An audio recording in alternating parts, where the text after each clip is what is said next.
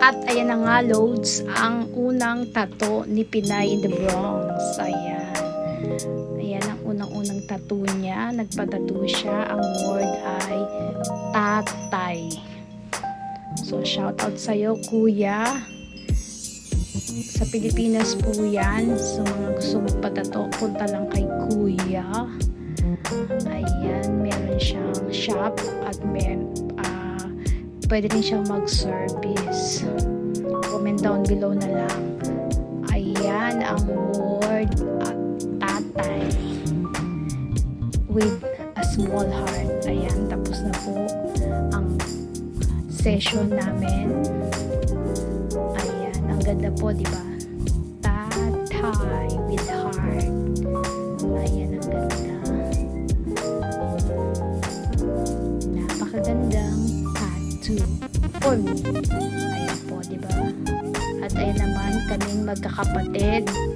At syempre, may pangalawa pa po. Ayan. Ayan po si Katrina, ang tattoo artist. Ayan po. Ang aking second tattoo. Napakaganda. That's my horoscope. Ayan po. Wow. Love the tattoo. Ayan.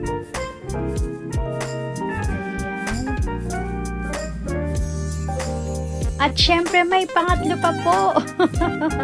Hindi na natapos. Ayan. Yan naman po ay ang paw print ng aking baby fur na si Mateo.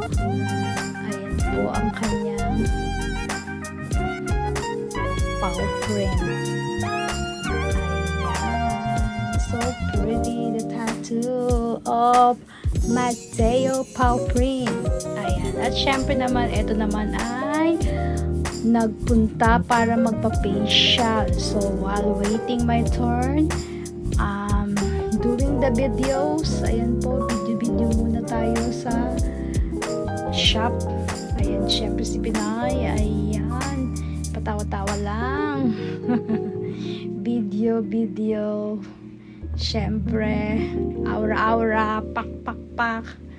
Ayan, ang ganda po ng kanilang place ng room, very relaxing. So ayan na, ang ganda rin ng kanilang, ayan, picture si Pinay, ayan pa, at syempre video uli. Ayan na. Thank you for watching po. At meron pa po yung kasunod. Ayan na siya.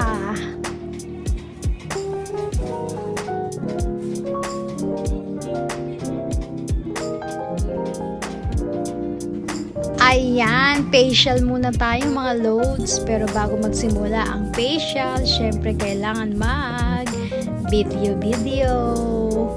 O diba, ang ganda. Ang liit ng kwarto pero ang ganda ng loob. Kaya na nga, pagkatapos ng facial, press na press. Thank you for watching.